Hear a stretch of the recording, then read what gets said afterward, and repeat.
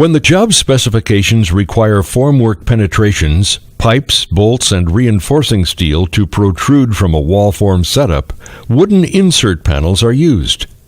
This method eliminates the need for drilling and/or cutting large holes in the form panel face sheet. Wooden panels to fit almost any size opening are made easy by attaching EFCO insert angles to a piece of 20 mm plywood cut to fit the form panel opening. The insert angles should be attached so that the 9 mm plate clamp pin perimeter holes will align with the holes in the form panel flanges. The easiest way is to first attach the insert angles to the panels in the setup.